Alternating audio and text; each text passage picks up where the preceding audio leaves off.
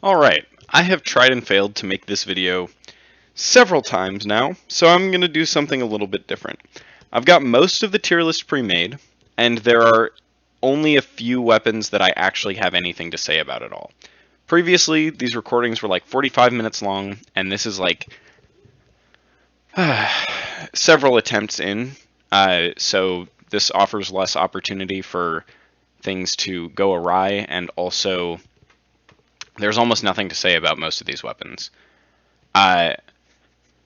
Most of them, anyway. There are a few things that I will talk about before I get into it. The Moonlight Greatsword. The Moonlight Greatsword is one that I'm heavily conflicted over, because the Moonlight Greatsword, while it's a strong weapon, is obtained from the tail cut on Seath the Scaleless. Seath is resistant to magic, and after killing Seath, the only remaining, let's say you go to Seath immediately after you place the Lord Vessel. The remaining bosses for you to defeat, not including other non-essential bosses, are the remaining essential bosses. Yeah, the remaining essential bosses for you to defeat are the Four Kings, Nito, Seath, the Bed of Chaos, and Gwyn. Of those 5 bosses, only Gwyn and Nito are susceptible to magic damage normally. Seath is highly resistant to magic damage, the Four Kings are resistant to magic damage, and the Bed of Chaos is effectively damage independent. You can kill it with your fists. So, by the time you obtain the Moonlight Greatsword, it's more of a trophy weapon than a useful weapon itself until you move into New Game Plus, or if you're going to be doing a lot of farming for items or something to that effect. Other notable weapons, the Avalon. The Avalon is the only one of the crossbows that is actually useful. The Scimitar. The Scimitar isn't trashed here because the Falchion exists. I've talked about this before, but the Scimitar and the Falchion are almost identical, and the Falchion is objectively better. So there's no reason to use the Scimitar, unless you like the way it looks. I think the Falchion looks kind of cartoony, but I also don't care enough to use an inferior weapon as a result. Is there anything else that's worth talking about? The Greatswords of Artorias. So it's kind of weird to put the Abyss Greatsword here. I'm still not sure how I feel about that, but don't think about it too much.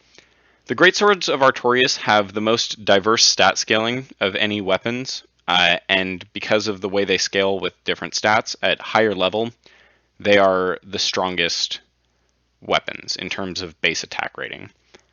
So, after like New Game Plus 3, like when you're around New Game Plus 3 to 4, and you've been spending all your souls on leveling, assuming you're continuing to level beyond where most people stop leveling, you would find that these weapons continue to increase in power significantly. So, the honorable mentions out of the way. Also, one more honorable mention real quick. The Jagged Ghostblade. The Jagged Ghostblade is very strong for Soul Level 1 playthroughs, especially on your first playthrough. If you don't go into any of the higher New Game Plus cycles, it's a very strong weapon. Alright, that concludes the honorable mentions, so let's get into the only weapons that I have something to say about. The Gravelord Sword. The Gravelord Sword is really strong. The Gravelord Sword is easy to obtain for anyone who knows how to do it. It might be difficult for someone who's like brand new, but if you have a decent amount of experience, then you can pick up an Eye of Death, get in the sarcophagus in the catacombs, and get the Gravelord Sword at the very beginning of the game, and use it for the rest of the game. And it upgrades via Twinkling Titanite, which is an advantage because Twinkling Titanite is everywhere. It drops off Crystal Lizards. It drops off of a lot of common enemies, and it's just generally easy to obtain. Much easier to upgrade a weapon to +5 on the Twinkling Titanite path than it is to upgrade to +15 on the normal path. Also, Twinkling Titanite can be purchased in Anor Londo for a decent amount, but it's not overly expensive, and that also means that you don't have to go out of your way to get like a Titanite slab of any color. So that's nice. The Painting Guardian Sword. The Painting Guardian Sword is against the against certain enemies. It is the highest DPS weapon, I think, in the entire game, because it has a decently high base attack rating, a very high attack speed, it inflicts bleed, and it can be buffed. So Sunlight Blade against things that are weak to lightning, and Darkmoon Blade or Crystal Magic Weapon against everything else. Well, everything that's weak to magic, I guess. There are some against every boss. I'm fairly certain that against every boss, either Crystal Magic Weapon or Sunlight Blade covers a weakness, because most things in the game are weak to either lightning or magic. Anyway, or is there anything that's weak to both? I don't know. But most of them are weak to one or the other, at least. Alright, these next 4 weapons are all very similar, but one of them is a little bit better than the rest of them, and most of them are completely garbage. Can you guess which one it is? If you guessed the Grant, you are wrong. The Grant sucks. The Grant is trash because it's a split damage weapon, its secondary damage type is magic, and in order to obtain the Grant, you need to defeat Paladin Leroy when he invades you in the Tomb of the Giants. That's very late into the game. That means you have to have placed the Lord Vessel and progressed all the way down to the Tomb of the Giants in order to defeat Leroy and obtain the Grant. Which means that you can only use it for a few more bosses before you've completed your playthrough. Kind of meaning that you didn't really use it for most of the run. That's my feelings on it. That's I actually have a New Game Plus tier over here for one weapon in particular that I'm sure you can probably guess. Because there are a lot of weapons that either can't be used or aren't really impactful just because of how late you get them. And the Grant is one of those, but particularly so. The Astora Straight Sword sucks. The Astora Straight Sword sucks because of the same reasons as the Grant, except you can get it almost immediately. But it's still a split damage weapon that scales with Faith and has magic as its secondary damage type. The Crescent Axe also sucks for the same reasons as the Grant and the Astora Straight Sword. The Giant's Halberd also sucks, but at least its secondary damage type is lightning. And lightning is just generally more effective than magic, especially later on in the game, because as previously mentioned, Seath is resistant to magic, but not lightning, and the Four Kings are resistant to magic, but not lightning. So there you go.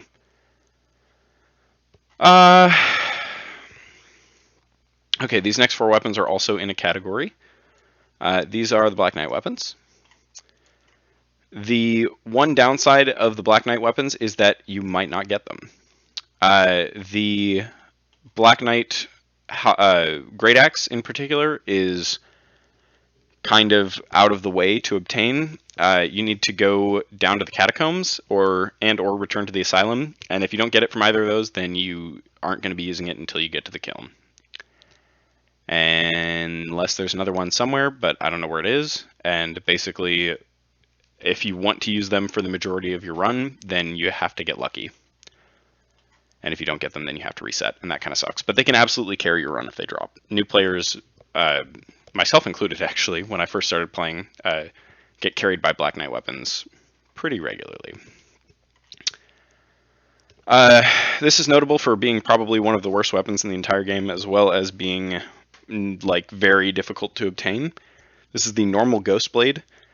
The normal Ghost Blade sucks for a myriad of reasons. The only thing it has going for it is its aesthetics. It looks kind of cool, but also, in order to obtain it, you need to get it to drop off of the screaming, lightning-throwing banshees of New Londo Ruins.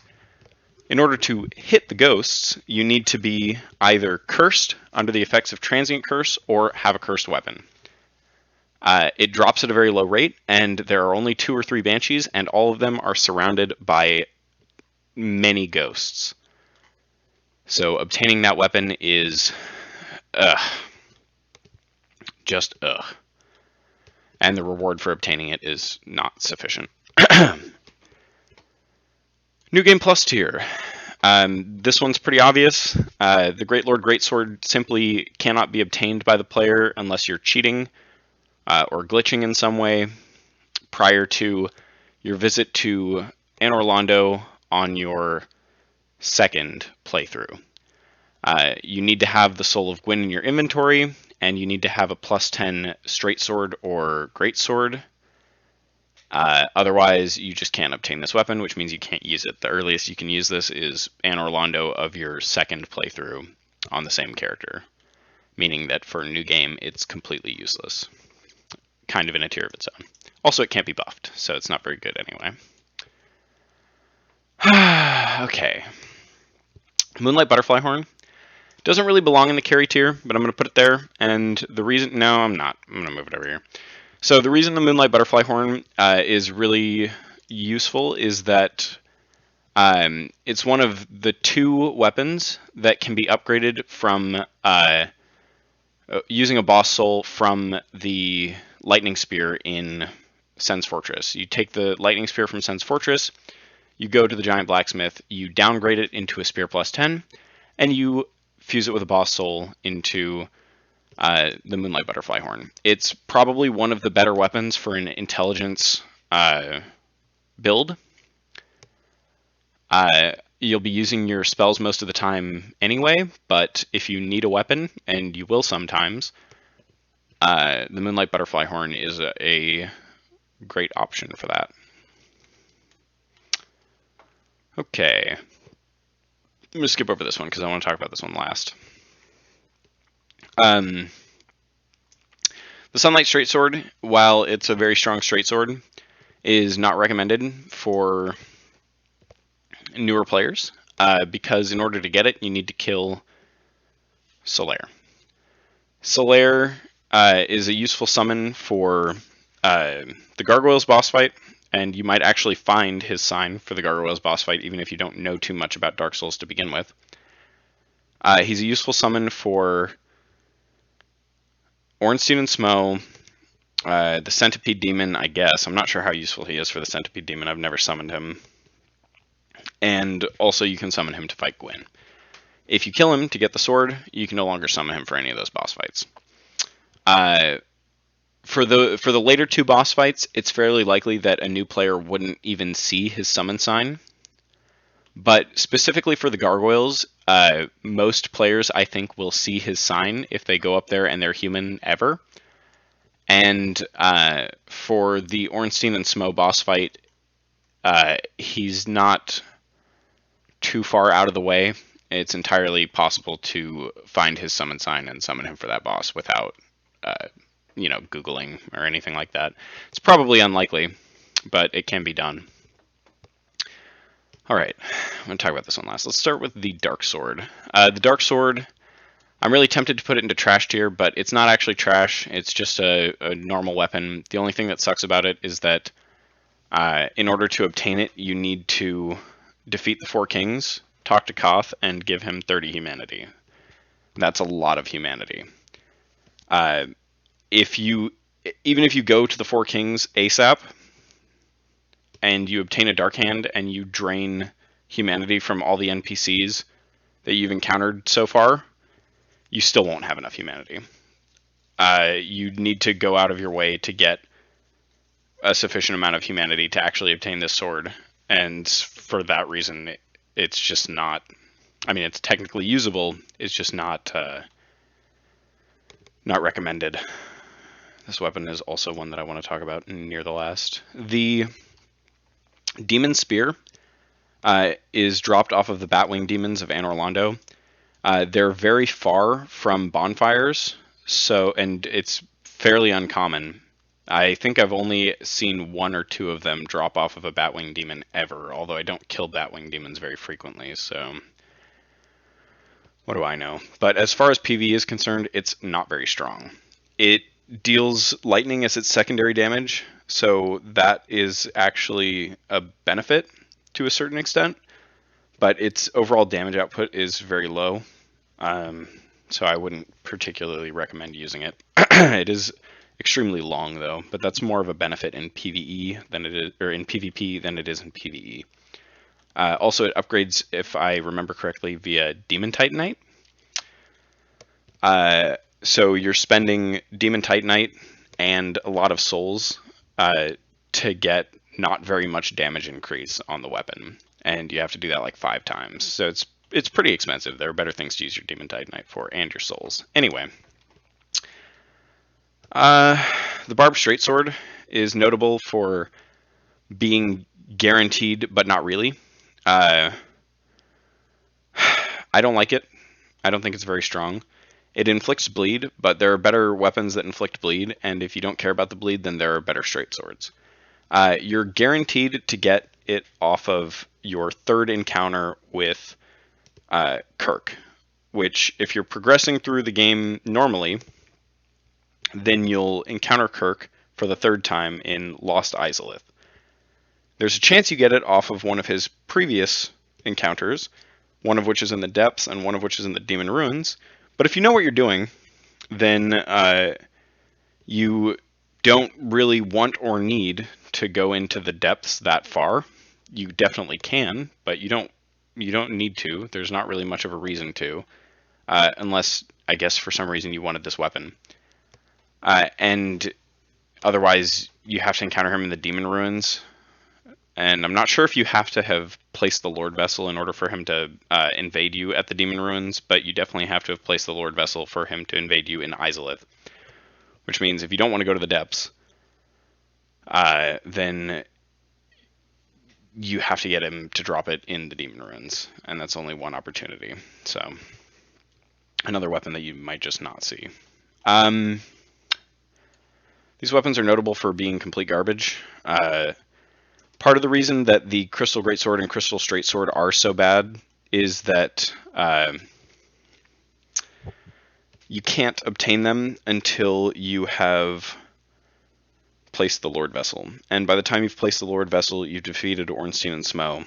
So you have a weapon that's sufficiently strong to defeat Ornstein and Smo, which means you almost certainly have a weapon that is stronger than either of these. And in fact, this one is not a guaranteed drop. This is rare trash. The Channeler's Trident is notable for being either the 2nd worst weapon or tied for the worst weapon in the entire game. There are a couple of reasons for that. Not all of them are because it's actually not a strong weapon. The weapon itself is not completely useless. However, obtaining this weapon is like nonsense. In order to obtain the Channeler's Trident, before placing the Lord Vessel, you need to hit a 1% drop on the single channeler that does not respawn that exists in the parish. That's it. The only other way to get a Channeler's Trident is to farm the channelers in the Duke's Archives, which are very annoying because if you don't kill them in one hit, they teleport, and they're completely invincible throughout the entire teleportation animation. By the time you're in the Duke's Archives, you already have a weapon that's stronger than this. If you get it in the Undead Parish, I guess you can use it. The only thing that's notable about it is that the 2-handed strong attack gives you a % damage buff for a little while. So if you do get it, then, you know, you can use that buff once before you go into a boss fight, but the animation is far too long to actually use it in most boss fights. Alright, and the worst weapon. The worst weapon in the entire game, even worse than the Straight Sword hilt, because at least the Straight Sword hilt can be upgraded. The Blacksmith Hammer is notable for being dropped from Andre of Astora, and if you kill Andre of Astora, then you can't upgrade it along the normal path, the raw path, the occult path, the divine path, the lightning path, the crystal path, and I think that's all of them. I think I've mentioned all of them. The only upgrade paths you can upgrade this to are +5 through normal, fire, large fire, chaos, magic, large magic, and enchanted. That's it. So if you want to use this weapon without, upgrading it through Vamos or Rickert, you're out of options, because those are your options. You've killed the blacksmith who would be able to upgrade it. You could argue that this should go in New Game Plus tier, but New Game Plus tier is for weapons, the only weapon actually that can only be used in New Game Plus. If you wanted to use this weapon in New Game, you could. You just really shouldn't, for a lot of reasons. Anyway, that concludes the tier list. There's a lot of other stuff in here that could have been talked about, but I didn't want to talk about. Like I said, I've tried to make this video before, and it's been like 45 minutes, and there's just almost nothing to say about the vast majority of these weapons. As you can tell, this video is still like 20 minutes long, and that was only talking about like the 10 or 15 weapons that I actually had something to say about. The vast majority of them were just put them somewhere in the list, move on, right? Anyway, that concludes this tier list. Let me know what you think in the comments, and